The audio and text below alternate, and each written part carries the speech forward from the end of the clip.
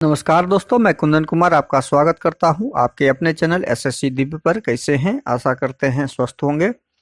आज हम रीजनिंग के पार्ट 42 टॉप 10 अति महत्वपूर्ण प्रश्न लेके आए हैं जो आपके आगामी एग्जाम में पूछे जाने वाले प्रश्न हैं। इसका अधिक से अधिक प्रैक्टिस जरूर कीजिएगा। आज हम इस टॉप 10 प्रश्न को करवाने वाले हैं।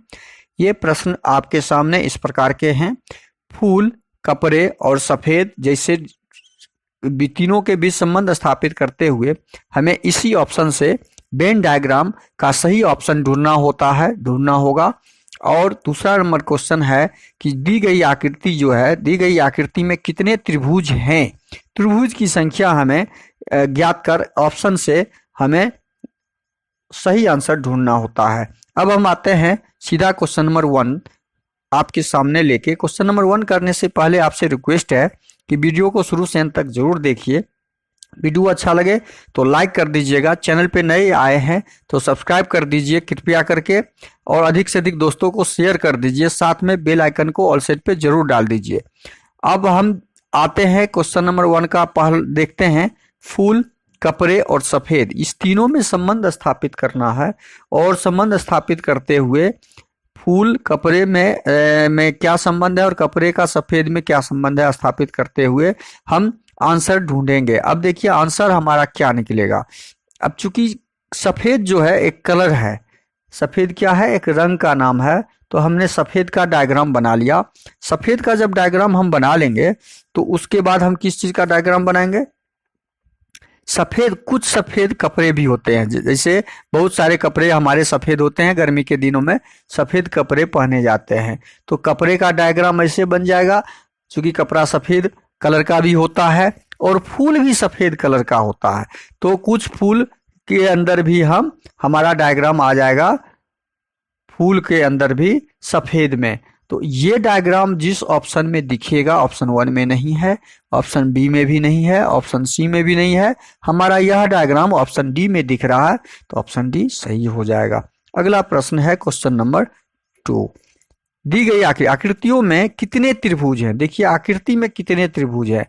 जब इस प्रकार की आकृति हो तो हमें पता होना चाहिए कि इसमें कुल कितने, अंदर वाले त्रिभुज में कुल कितने टुकड़े हैं, 2 टुकड़े हैं। तो अंदर वाले त्रिभुज में कुल त्रिभुजों की संख्या कितने हो गए, 3 हो गए। चूंकि ये जितने टुकड़े होते हैं उसका योग हमें ज्ञात कर लेते हैं, वो कुल त्रिभुज की संख्या हो जाती है।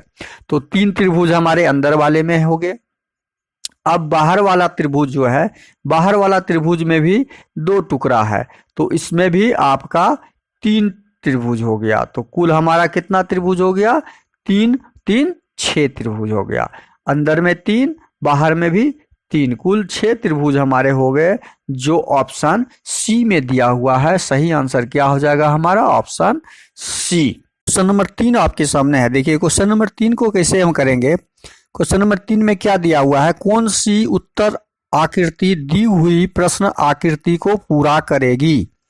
अब दी हुई प्रश्न आकृति को कौन सी उत्तर आकृति पूरा करेगी, वो हम कैसे ढूंढेंगे। और इसमें बहुत आसान, देखिए पहले तो एक गोला हमें यहाँ बनाना होगा। एक गोला बन गया। अब ये इसमें क्या दिया है, एक लाइन आपका दायां तरफ से दिया है, गोला के दायां तरफ से, और एक लाइन बायां तरफ से। तो ये लाइन जब ऊपर से दे दिया है, ये हम ऊपर से यदि इसको समझें तो दूसरा लाइन कहाँ से इसका नीचे बनेगा, नीचे से ये लाइन बनेगा। तो इस तरह की आकृति आपका ऑप्शन डी में नहीं दिख रहा है, ऑप्शन सी में नहीं दिख रहा है, ऑप्शन ए में भी नहीं दिख रहा है, क्योंकि ये ऊपर से लाइन दे दिया है और हमें लाइन नीचे से लेना था। नीचे से लाइन हमारा ऑप्शन बी में दिख रहा है, तो इस प्रश्न का सही आंसर ऑप्शन बी हो जाएगा। प्रश्न को आप बेसिक समझते हुए आंसर दीजिए। अब अगला प्रश्न है क्वेश्चन नंबर 4। क्वेश्चन नंबर 4 में है, नीचे एक पासे की 2 स्थितियां दर्शाई गई है। यदि नीचे 3 है तो ऊपर कौन सी संख्या होगी। अब 3 के विपरीत कौन सी संख्या होगी। अब पासा 2 तरह के होते हैं, हमेशा ध्यान रखिए। एक मानक पासा और एक सामान्य पासा होता है। एक क्या होता है, सामान्य पासा। सामान्य पासा हमेशा, सामान्य पासा में क्या होता है, सामान्य पासा में सामने वाले फलक, 2 फलक का योग 4 + 3 यहाँ पे है 7 होना चाहिए, तो वो सामान्य पासा होता है। तो अब ये पासा हम समझ गए कि इसमें जितने भी 4 होते पासे या 5 होते सारे सामान्य पासे कहलाते। सामान्य पासा में क्या करना होता है, तो पासा 1 मान लीजिए इसको, और पासा 2 इसको मान लेते हैं। तो 1 और 2 में हमेशा कॉमन ढूंढना होता है, कॉमन अंक ढूंढना होता है। और कॉमन अंक जब ढूंढेंगे तो 1 और 2 का कॉमन अंक ढूंढिए। 1 में आपका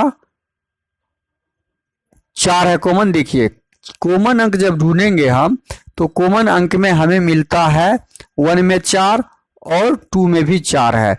तो हम कॉमन 1 में 1 का भी 4 लिखेंगे, 2 का भी 4 लिखेंगे। अब हम चलेंगे क्लॉकवाइज, 1 का क्लॉकवाइज चलेंगे, 4 के क्लॉकवाइज घड़ी की दिशा में। तो 4 के बाद 2 आ रहा है तो 2 लिखेंगे। 2 के बाद क्या आ रहा है हमारा, 1 आ रहा है तो 2 के बाद 1 लिख दिए। अब इसमें हम आएंगे क्लॉकवाइज, तो 4 से क्लॉकवाइज आएंगे तो 3 आ रहा है, 3 लिख दिए। 3 से क्लॉकवाइज आएंगे तो 5 आ रहा है, 5 लिख दिए। अब हमें प्रश्न में क्या पूछा गया था, तो 3 के नीचे, यदि नीचे 3 है तो ऊपर क्या होगा। नीचे में यदि 3 है तो ऊपर में हमारा यहाँ आंसर 2 आएगा। देखिए 3 के विपरीत 2 और 2 के विपरीत 3 होगा। और ऑप्शन में हमारा 2 कहाँ पे दिया हुआ है, ऑप्शन सी में दिया हुआ है। तो इस प्रश्न का सही आंसर ऑप्शन सी हो जाएगा। हमेशा ध्यान रखिए, जब सामान्य पासा हो तो कॉमन संख्या या कॉमन अंक ढूंढिए, कॉमन अंक ढूंढिए। अगला प्रश्न है क्वेश्चन नंबर 5। निम्नलिखित में से किस आकृति, उत्तर आकृति में दी गई प्रश्न आकृति निहित है, मतलब यह आकृति किसके अंदर दिख रहा है, वो आंसर हमें ढूंढना है। वो आंसर ढूंढने के लिए 1 में, ऑप्शन ए में तो नहीं दिख रहा है क्योंकि इसमें बीच में सटा हुआ पूरा वर्ग के साथ ये गोला है, तो ऑप्शन ए होगा नहीं। ये गोला बाहर में है तो ये भी होगा नहीं। ऑप्शन सी में दिख रहा है कि यह गोला वर्ग के चारों भुजा को टच कर रहा है, तो ऑप्शन सी इस प्रश्न का सही आंसर हो जाएगा। ऑप्शन डी तो संभव ही नहीं हो रहा। अब अगला प्रश्न है क्वेश्चन नंबर 6। क्वेश्चन नंबर 6 में 2, 6, 12, 20, 30 और प्रश्नवाचक चिन्ह में क्या आएगा, इस सीरीज को क्या किया गया है वो सीरीज में संबंध स्थापित करते हुए हमें आगे बढ़ना है।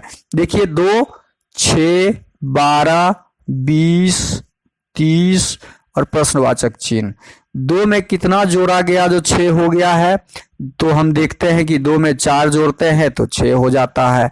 6 में कितना जोड़ेंगे, जो 12 हो जाएगा, 6 में 6 जोड़ेंगे तो 12 हो जाएगा। 12 में कितना जोड़ेंगे, 20 हो जाएगा। 12 में 8 जोड़ेंगे तो 20 हो जाएगा। 20 में कितना जोड़ेंगे, 30 हो जाएगा। 20 में 10 जोड़ेंगे तो 30 हो जाएगा। अब इसमें संबंध कैसे स्थापित करेंगे, ये देखिए इसमें किसा संबंध है कि 4 में कितना जोड़े, 6 हुआ 2। 6 में कितना जोड़े, जो 8 हो गया 2। 8 में कितना जोड़े, जो 10 हो गया 2। तो 10 में कितना जोड़ेंगे, 2 जोड़ेंगे क्योंकि 2 जोड़ का ही यहाँ पे संबंध है। तो यहाँ पे हमारा कितना आ गया, 12। अब हम कितना जोड़ेंगे, 30 में कितना जोड़ेंगे, 12। 30 में हम 12 जोड़ेंगे तो हमारा आंसर हो जाएगा 42। और यही आंसर हमारा प्रश्नवाचक चिन्ह के स्थान पे आएगा। और जो ऑप्शन डी में दिया हुआ है तो इस प्रश्न का सही आंसर ऑप्शन डी हो जाएगा। इस तरह के प्रश्न को देख के घबराइए मत, ये इस प्रश्न में केवल संबंध ढूंढिए, पैटर्न ढूंढिए कि क्या लगा हुआ है सीरीज के अंदर संख्याओं के बीच। अगला प्रश्न है क्वेश्चन नंबर 7। क्वेश्चन नंबर 7 में दिया हुआ है निम्नलिखित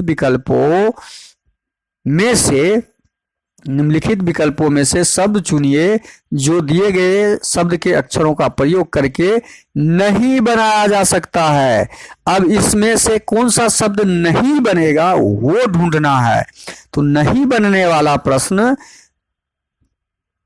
बार बार आपके प्रश्न एग्जाम में आते हैं, तो इसके लिए घबराइएगा मत।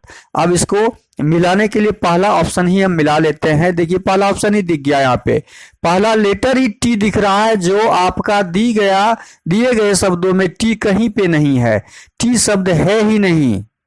तो टी जब शब्द ही नहीं दिया हुआ है तो ऑप्शन ए ही होगा ना आंसर इसका, वो ही तो नहीं बनेगा। इससे हम टी वाला कोई भी शब्द नहीं बना सकते हैं।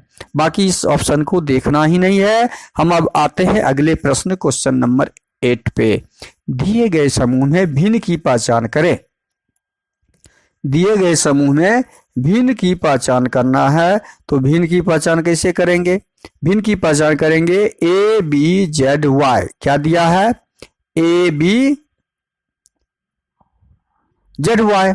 ए बी जेड वाई दिया हुआ है, तो ए से कितना जोड़ा गया? जो बी हो गया +1। जेड में कितना जोड़ा गया? -1 घटाया गया। ऑप्शन बी में देखते हैं, 2 में कितना जोड़ेंगे? तो सी हो जाएगा +1। वाई से कितना माइनस किए? -1 किए, जो बैक हो गया। सी से डी पे आने के लिए +1, बी से डब्ल्यू पे आने के लिए +1। अब यहाँ पे ही हम पैटर्न ढूंढ लिए। डी से ई आने के लिए +1, बी से यू आने के लिए +1।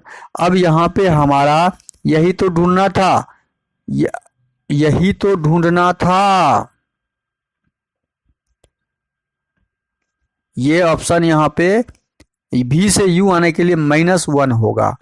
अब देखिए, इसमें भी +1 -1 का पैटर्न लगा हुआ है, इसमें भी +1 -1 का, इसमें भी +1 -1 का। लेकिन यहाँ पे आपका ऑप्शन सी जो है +1 +1 का पैटर्न लगा हुआ है, +1 -1 का नहीं। तो इस दी गई शब्दों में या अक्षरों में आपका ऑप्शन सी भिन्न अक्षर है। अब आते हैं क्वेश्चन नंबर 9 पर।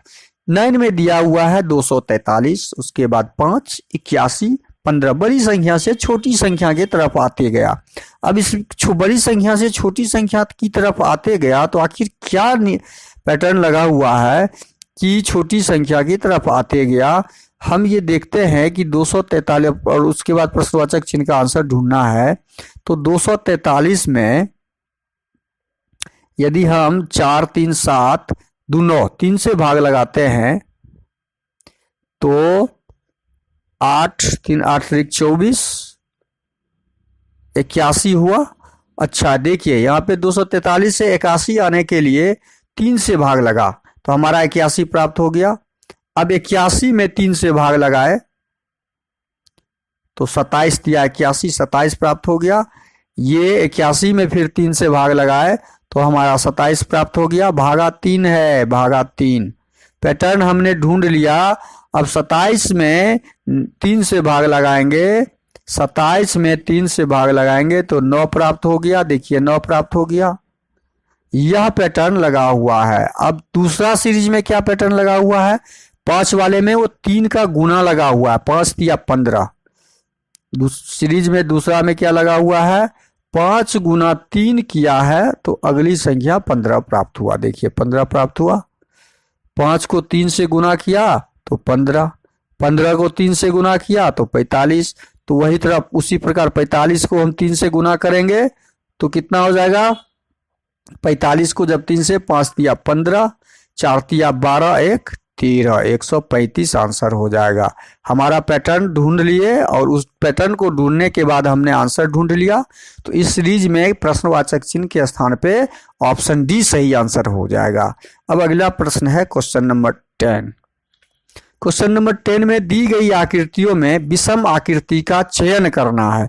विषम आकृति इस क्वेश्चन नंबर 10 में आसानी से दिख रहा है कि इसमें 2 लाइन है, 2 मोड़ है या 2 आयत है। इसमें भी 2 आयत का चित्र है, 1 और 1 2। इसमें 3 आयत का चित्र है, 1 2 1 3, और इसमें भी 2। तो ऑप्शन सी हमारा क्या हो जाएगा? विषम आकृति की संख्या है, बाकी में 2 आयत का चित्र है और इसमें 3 आयताकार चित्र बने हुए हैं। वीडियो को शुरू से अंत तक जरूर देखिएगा। वीडियो अच्छा लगे तो लाइक कमेंट साथ साथ कर दीजिए। कृपया चैनल पे नए आए हैं प्लीज सब्सक्राइब कर लीजिए। आपका सब्सक्राइब ही मेरे लिए संजीवनी का काम करता है। और अधिक से अधिक दोस्तों को शेयर कर दीजिए ताकि हमारा मेहनत सफल हो। और बेल आइकन को ऑल सेट पे जरूर डाल दीजिए। आपके लिए हम जो इतना मेहनत करते हैं, आपके शेयर कमेंट से ही वो मेहनत मेरा सफल होगा। कमेंट शेयर जरूर कीजिए, कमेंट शेयर और सब्सक्राइब जरूर कीजिए। थैंक यू, धन्यवाद। जय हिंद, जय भारत।